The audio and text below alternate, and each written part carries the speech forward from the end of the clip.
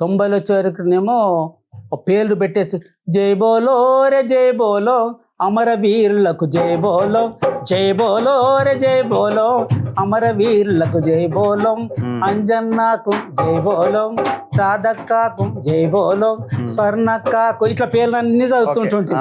అట్లా తర్వాత ఇదేంటో పేర్లు రాకుంటేనే మళ్ళీ ఇది జనరల్గా అందరికి రావాలని వందనాలు వందనాలమ్మో మా బిడ్డేలు వందనాలు వందనాలమ్మో మా బిడ్డేలు వీరులారా వీరులారా రాడికల్లా శూరులారా ఒక్కరొక్కరు అరిగిపోయి సుఖలల్లో కలిసినారా. మీరు ఏ దిక్కు లేనుల్లాకు మా బిడ్డేలో మీరు దిక్కు చూపే సుఖలయ్యిండ్రా మా బిడ్డేలు. మీరు ఏ దిక్కు లేనుల్లాకు మా బిడ్డేలు మీరు దిక్కు చూపే సుఖలయ్యిండ్రా మా బిడ్డేలు. కావు కావున కాపులరిస్తే తలుపు తెలిసి పలకరిస్తాం. ఎవరొస్తారో చెప్పు మాని ఎదురు చూస్తూ నిలుచుంటాం. మీరు కాకమ్మలయ్యి వస్తారా మా బిడ్డేలు మా కడుపు తీపి తీర్చిపోతారా మా బిడ్డేలు. మీరు కాకమ్మలయ్యి వస్తారా మా బిడ్డేలు మా కడుపు తీపి తీర్చిపోతారా మా బిడ్డేలు. ఇంటి ముందు పెరడులోన జొన్న సేన్లై మేము బుడతాం. ఒంటి కాలు మీద నిడిసి కొడుకు నిమ్మని తపం పడతాం. అరే ఒంటి కాలు మీద నిడిసి కొడుకు నిమ్మని తపం పడతాం. మీరు మొక్కజొన్న కంకులవుతారా మా బిడ్డేలు మా గుడ్డలల్లో మా గుడ్డులల్లో బిడ్డేలవుతారా మా బిడ్డేలు. ఒరే వీరులారా వీరులారా రాడికల్లా శూరులారా ఒక్కరొక్కరు వరిగిపోయి సుఖలల్లో కలిసినారా. సుఖలల్లో కలిసి మీరు శూరులయ్యి మొలిసినారా. మీరు ఏ దిక్కు లేనొల్లకు మా బిడ్డేలు మీరు దిక్కు చూపే సుఖలయ్యిండ్రా మా బిడ్డేలు. తల్లి లేని కుక్క పిల్లను పెంచి సాది పెద్ద చేస్తాం. మీ వంతు బువ్వ మరవకుండా దాని వంతు దానికెడతాం. మీరు కుక్క పిల్ల సేతులవుతారా మా బిడ్డలు మాకు సేకండు ఇచ్చిపోతారా మా బిడ్డలు. మీరు కుక్క పిల్ల సేతులవుతారా మా బిడ్డలు మాకు సేకండు ఇచ్చిపోతారా మా బిడ్డలు. వద్దురా వద్దురా కొడక దొర్లతోని యుద్ధం వద్దని నెత్తి నోరు మత్తుకున్నా ఎంత చెప్పినా వినకపోతుంది. మొండివాడు దండివాడు సిమలు నిండిన గుండెవాడు పట్టిన ఆ ఎర్ర జెండను ప్రాణముండగా వదలలేదు. మీ నెత్తురు జండిచ్చిపోతారా మా బిడ్డలు మేము ఎత్తుకుంటే మురిసిపోతారా మా బిడ్డలు. మీ నెత్తురు జండిచ్చిపోతారా మా బిడ్డలు మేము ఎత్తుకుంటే మురిసిపోతారా మా బిడ్డలు. వందనాలు వందనాలమ్మో మా బిడ్డలు మీకు వందనాలు వందనాలమ్మో మా బిడ్డలు. ఇది పాడ్యం. ఇప్పుడు మీరు ఈ జర్నీ అయిన తర్వాత అడవుల్లోకి వెళ్ళిపోయినారు. మీరు మీరు మహారాష్ట్ర పోయి అక్కడ ఆటో నడిపి అడవిలోకి వెళ్ళిపోయాడు. అడవిలోకి వెళ్ళిపోయాడు. గద్దర్ ముందుగా అడవిలోకి వెళ్ళిపోయాడు. 8 నెలలు ఉన్నాడు ఆయన. 8 నెలలు ఉన్నాడు.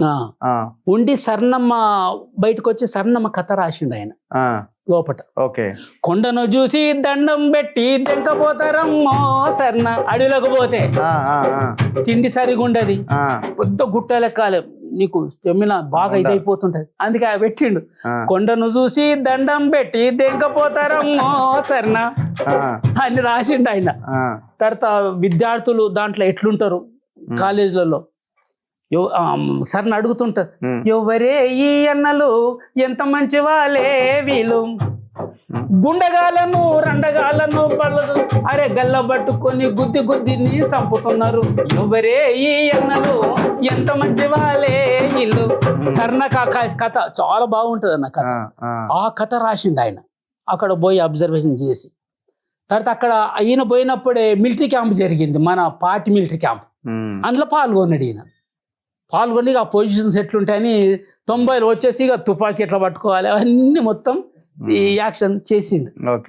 ఆయన వచ్చిన తర్వాత మళ్ళీ మేము పోయినాం. ఇక మీరు 8 నెలల తర్వాత మీరు పోయిరా? మేము పోయినాం Dandakaranya. Maharashtra to direct direct ఇక అటే దండకారణ్యం పోతే మళ్ళీ 89లో పోయినాం.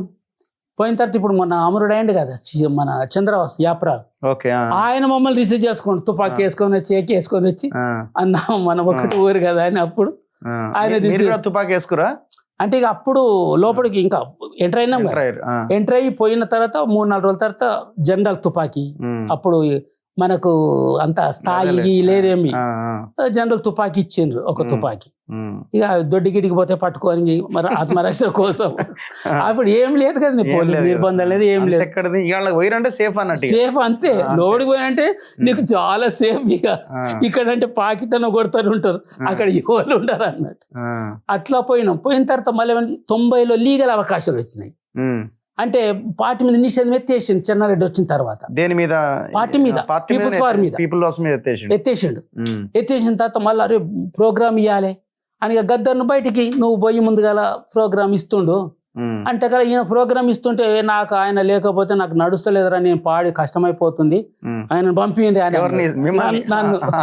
ఇప్పుడు ఆయన ఒకటి రేలారే, ఇప్పుడు రేలారే అనగానే రేలారే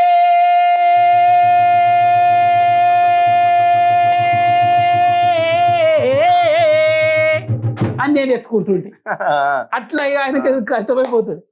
ఆయన ఏంటంటే ఏదైనా కూడా పాట పాడేసి పెడుతుండే, తీసుకొని పోతుంటుండే అన్నట్టు. అట్లా ఉండే ఆయనకి ఒక రైట్ హ్యాండ్ చూడు అంతే. అట్లా ఇక మన పాత్ర అట్లా ఉండే ఆయన. అందుకే చెప్తూ అన్నాడు అంతకుముందు ఉండే జన్నాట్యం పాటలు చాలా మంది పాడినరు, అయితే నువ్వు వచ్చిన తర్వాత పాట ఒక వెఫన్ లెక్కలు వెళ్ళిపోయిన జనంలోకి అన్నాడు ఆయన.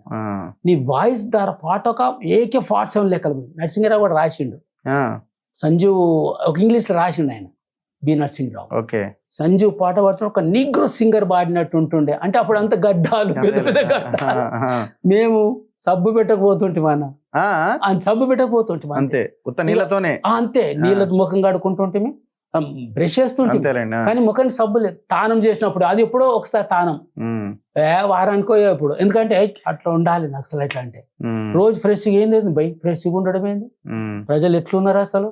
ఇగో ఇది పెండ్లి అంటే ఈడు పీకుతాడు పాటలకి అని అనుకో, పెళ్లి కూడా మాట ఎత్తిండు అనుకో ఈయన పైన అయిపోయింది, పెళ్లి అంటుండే అటే పోతాడు వీడు రాడిగా.